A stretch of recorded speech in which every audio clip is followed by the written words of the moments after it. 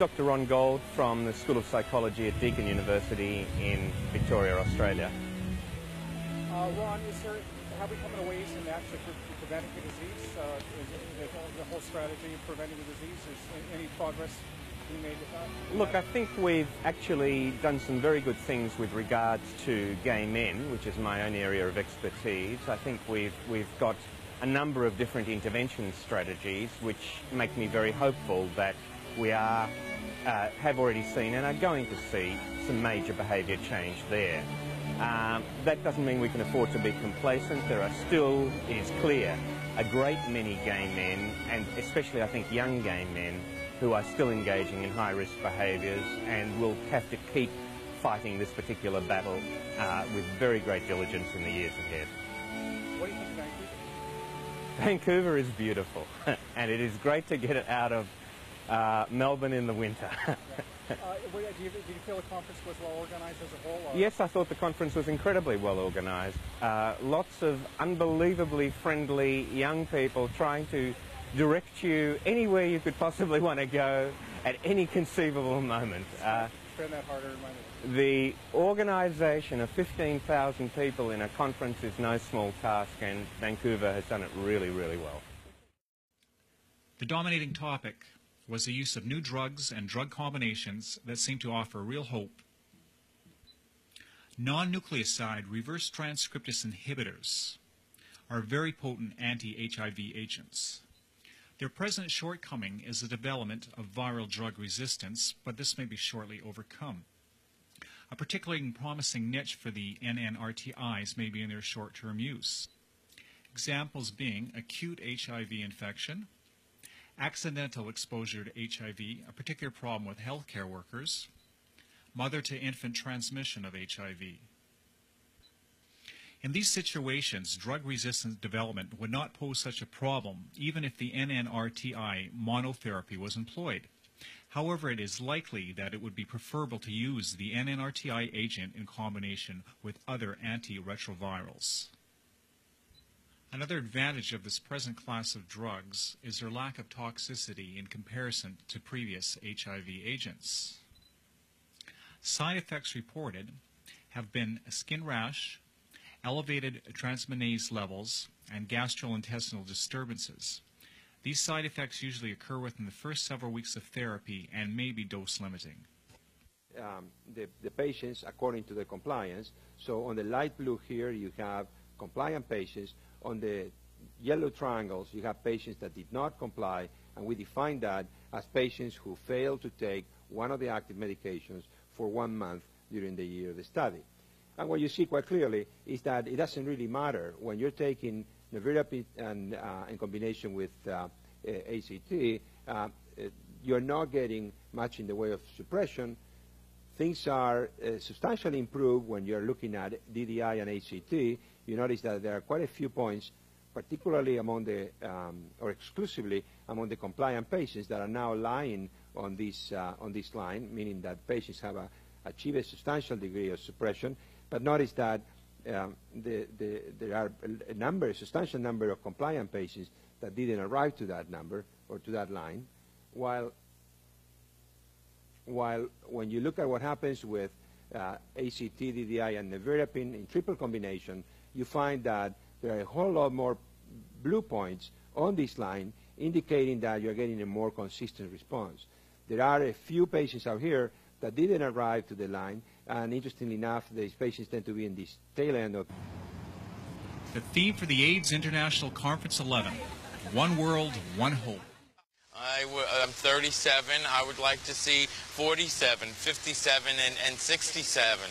I'd really. Have you had any experience with these protease inhibitors, or do you know anybody who has that experience? My boyfriend is taking a protease inhibitor.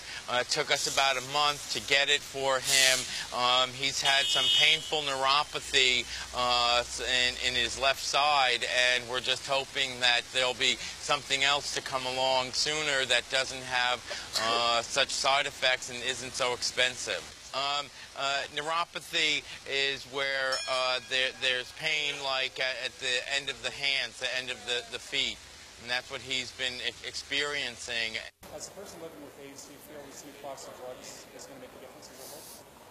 Yes, I'm very optimistic and hopeful that the new drugs will take us one step further. I don't think we have not arrived at the results, at the cure.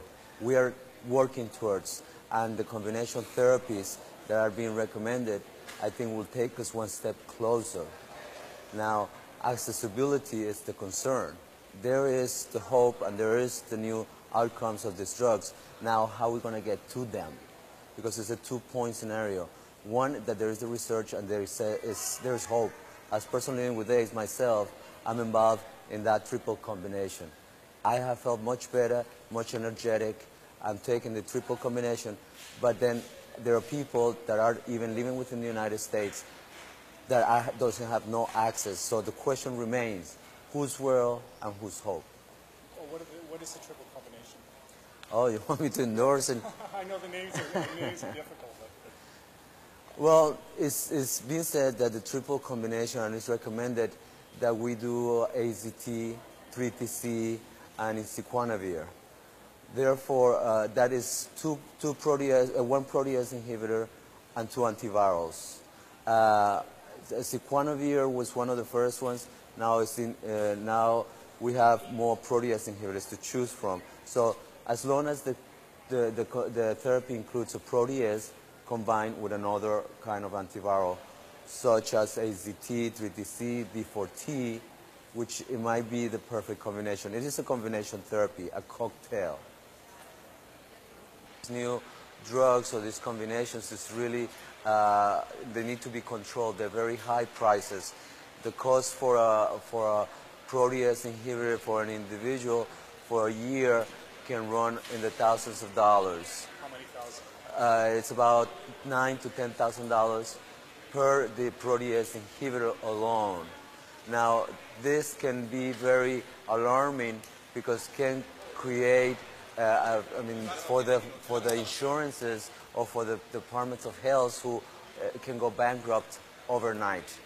The more people with AIDS becoming infected and people are developing opportunistic infections. People need to enter early treatment, what they call that we have to enter early treatment. So, but economically, that means also that we are going to be faced with an economic situation because of the high cost of these drugs. Are you a little, do you feel that the drug companies are actually taking advantage of people with AIDS? Well, I don't believe that drug companies are taking advantage of us. What we need to do is do some price regulation. We need to, as people living with AIDS, as organizations, as industries, to monitor and have some control over the pricing. The pricing must be regulated because how expensive and how high can it get?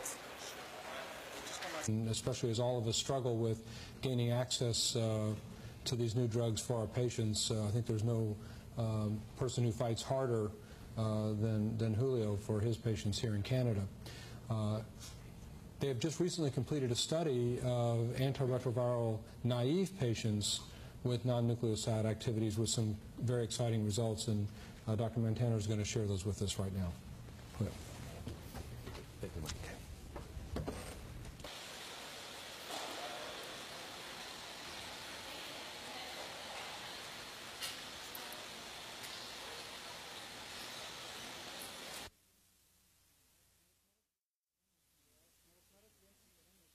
Now, with mother-to-infant transmission, there are a few particular points. One is timing.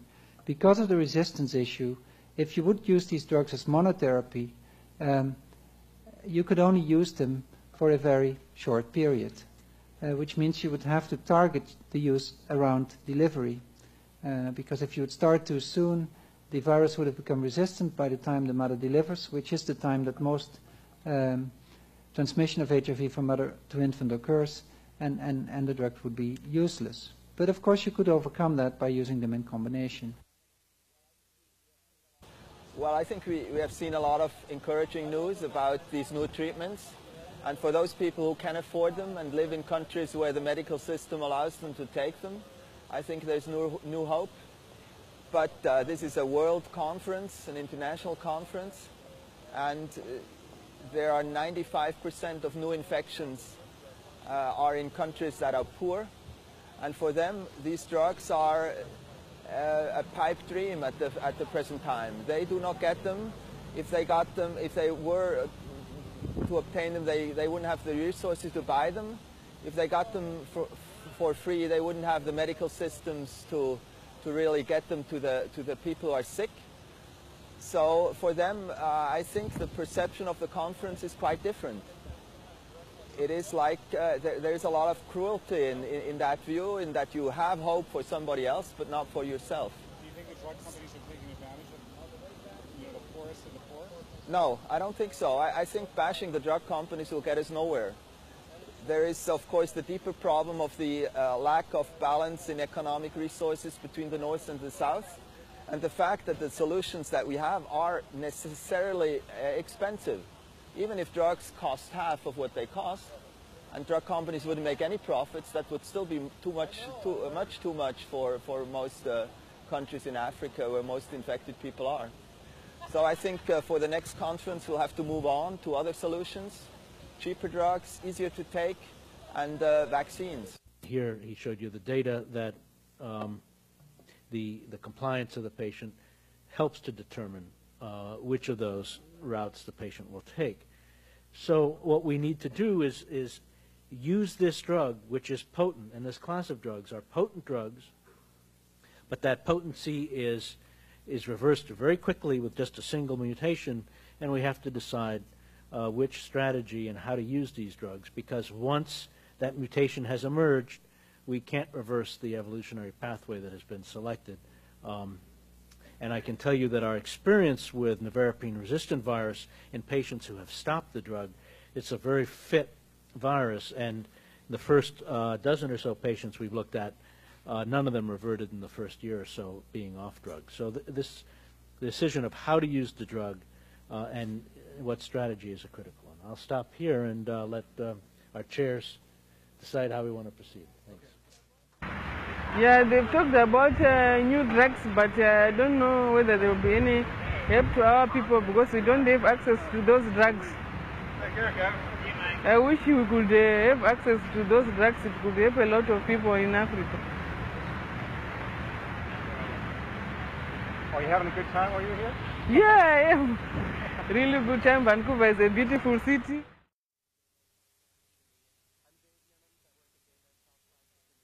I'm Dave Nimmons. I work at Gay Men's Health Crisis in New York. Okay, Dave, there's a lot of talk about, a lot of hype about these new drugs. Is it founded hope, or well, what do you understand? It's certainly more hopeful than the last one of these international conferences, but the jury is out. We have a lot of new compounds. We don't know really how to take them. We don't know how long they work. We don't know which ones work better. There's a lot still to learn, so I think the idea that we're out of the woods is just nowhere near real. There are all these new compounds. We don't really know how well they work for how long. We don't know when to stop them. We don't know when to start them. There's a lot more we have to learn than what we know already. Do you think the drug companies are taking advantage with the HIV virus, or is that just a media hype? Well, I think the drug companies, it's naive to think that the drug companies aren't here to sell products. They are. That's what they do. That's their role. And so what it means is that the rest of us have to be asking the hard questions and pointing out the areas we don't know and standing up for the needs of people who are infected. I'm a person with HIV for 11 years now, and I came to this AIDS conference to say that the cure for transmission of AIDS in the gay community is here, and it's called the reality condom. They call it the female condom, but I use it during anal sex because it prevents the spread of HIV, and I've been disappointed that the conference hasn't focused on prevention of AIDS in the gay community, and that we're all afraid to talk about the rectum. And if we would have an honest prevention campaign in America and guys didn't contract HIV, then they wouldn't need protease inhibitors. They wouldn't need the nucleoside analogs. But it seems as though a lot of the drug companies want to keep guys infected and get more guys infected with HIV because then they make more money off their drugs.